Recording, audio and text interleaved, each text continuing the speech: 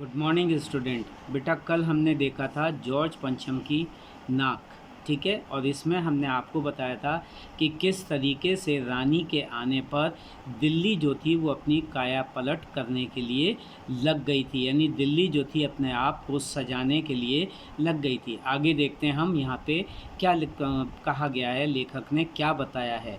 और करिश्मा तो यह था कि किसी ने किसी से नहीं कहा, किसी ने किसी को नहीं देखा, और सड़कें जवान हो गईं, बुढ़ापे की धूल साफ़ हो गई, इमारतों ने नाज़नीनों की तरह श्रृंगार किया। लेकिन एक बड़ी मुश्किल पेश थी, वह थी जॉर्ज पंचम की नाक। नई दिल्ली में सब कुछ था, सब कुछ होता जा रहा था, सब कुछ हो जाने की उम्मीद थी, पर जॉर्ज पंचम की नाक बड़ी मुसीबत थी। नई दिल्ली में सब कुछ था, सिर्फ नाक नहीं थी। इस नाक की भी एक लंबी दास्तान है। इस नाक के लिए बड़े तहलके मचे थे, किसी वक्त आंदोलन हुए थे, राजनीतिक पार्टियों ने प्रस्ताव पास किए थे, चंदा जमा किया था, कुछ नेताओं ने भाषण भी दिए थे, गर्मा गर्म बहसें भी हुई थी, अखबारों के पन्ने रंग गए थे। बहस इस बात पर थी कि जॉर्ज पंचम की नाक रहने दी जाए या हटा दी जाए।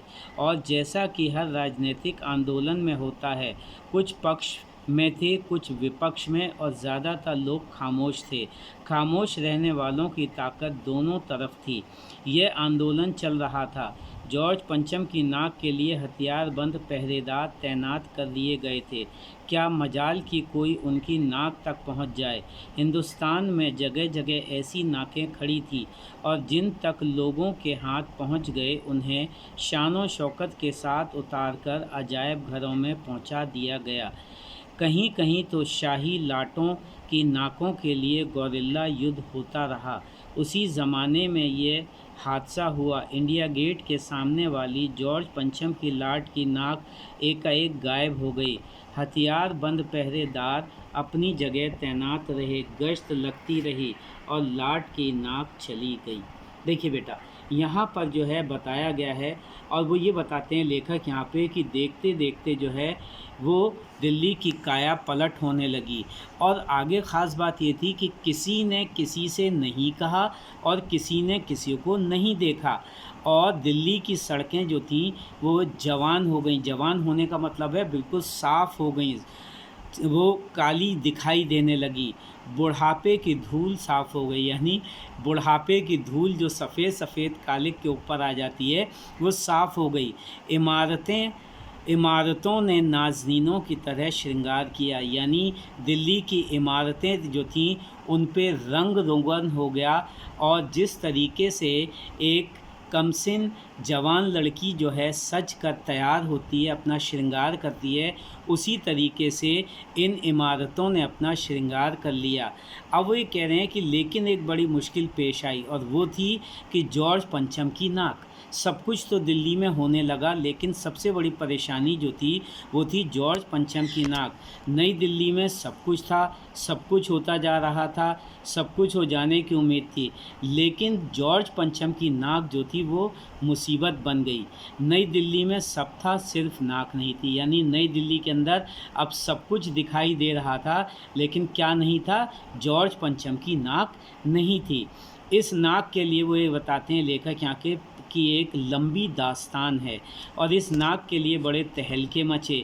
और उस समय जो है आंदोलन हुए, राजनीतिक पार्टियों ने प्रस्ताव रखे, चंदा जमा किया गया, कुछ नेताओं ने भाषण भी दिए, गर्मा गर्म बहसें भी हुईं, अखबारों के पन्ने जो थे इस बात से वो रंग दिए गए, बहसों पर बहसें हुईं। लेकिन जॉर्ज पंचम की नाक रहने दी जाए या हटा दी जाए, ये बात वहाँ पे जो थी उन सब के सामने बहस का मुद्दा बन गई। और जैसा कि राजनीतिक आंदोलन में होता है, कुछ लोग पक्ष में थे, कुछ लोग विपक्ष में थे, और ज़्यादातर लोग जो थे खामोश थे। खामोश रहने वालों की ताकत दोनों तरफ थी। यह आंदोलन चल रहा था, और जॉर्ज पंचम की नाक के लिए हथियारबंद पहरेदार जो थे तैनात कर दिए गए थे। मजाल है कि कोई उनकी नाक तक पहुंच जाए। हिंदुस्तान में जगह जगह ऐसी नाकें खड़ी थी, यानी हमारे भारतवर्ष के अंदर में जॉर्ज पंचम की नाक के जैसे और भी नाकें वहाँ पर खड़ी थी, यानी मूर्तियाँ भारत के अंदर खड़ी हुई थी, और जिन तक लोगों के हाथ पहुँच गए उन्हें शान और शौकत के साथ उतार कर अजायब घरों में पहुँचा दिया गया।